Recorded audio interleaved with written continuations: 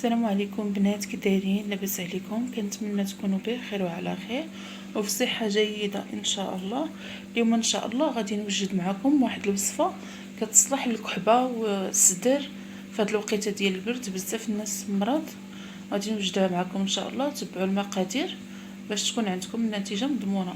بالنسبه للمقادير، عندنا كاس ديال الماء، عندنا فصوص ديال الثوم، عندنا 4 كاس ديال العسل الحر، عندنا 4 كاس ديال الزيت البلديه. وبالنسبه لطريقه التحضير، كنديروا الثومه، كنديروا معاها كاس ديال الماء وكنديروهم يتسلقوا معنا في البوطه، ونرجع معكم باش نوريكم الطريقه ديال التقديم ديالها. انتم البنات من بعد ما تسلقات عندي الثومه ديالي داك الماء، غادي نبدا دابا نفسخها بطريقه كتكون طايبه دغيا، كتفسخ من الجلده ديالها. نتمنى البنات تجربوا هذه الوصفه، راه زوينه للبرد تقريبا حتى الوليدات من 5 سنين للفوق. اما الدراري الصغار عامين 3 سنين ما تصلحش ليهم، كتجيهم شويه مجهده ما غيقدروش ياكلوها، غير من 5 سنين للفوق.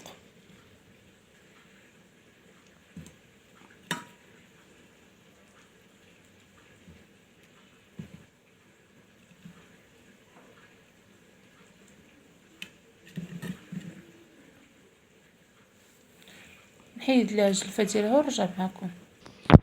ثم البنات من بعد ما نقيتها دابا غادي ناخذ فرشيطه ونبدا نمعس فيها بهذه الطريقه باش تولي لي على شكل بوماد، تكون كريميه. من بعد غادي نزيد لها العسل وزيت العود. نتمنى البنات اللايكات ديالكم، كومونتيرات، واللي ما مشتركش في القناه يشترك ويفعل الجرس.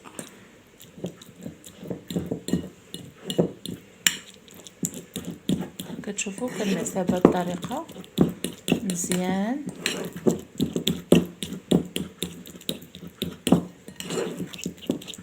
كتلاحظوا راه هي طايبه دغيا كتمعس معايا.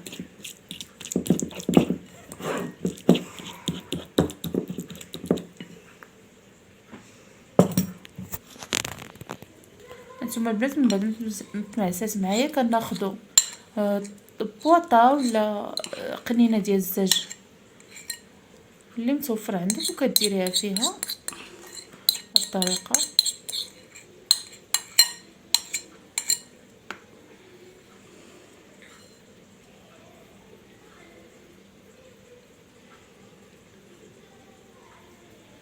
من بعد كنضيفوا لها الزيت العود، كنحركوا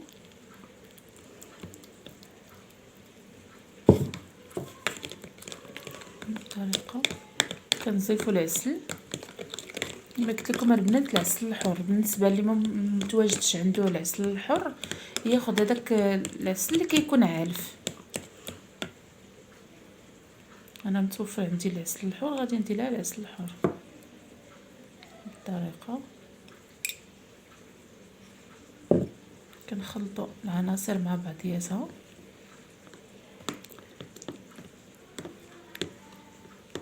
قلت لكم البنات هاد الوصفه راه زوينه بحال هكا. تاخدي معلقه على الصباح على الريق، ولا معلقه ملي تبغي تنعسي في الليل، راه كتصلح للصدر وفعاله. نخلطوا العناصر مع بعضياتها. انتم البنات هذا هو الشكل النهائي ديالها، بحال هكا كما قلت لكم، معلقه صغيره قبل الفطور مع الصباح، ومعلقه صغيره قبل ما تنعسوا في الليل، راه كتجي بالنتيجه ان شاء الله. كنتمنى البنات الدعم ديالكم واللايكات، وشكرا، وشهيه طيبه ونهاركم مبروك. الى فيديو قادم ان شاء الله.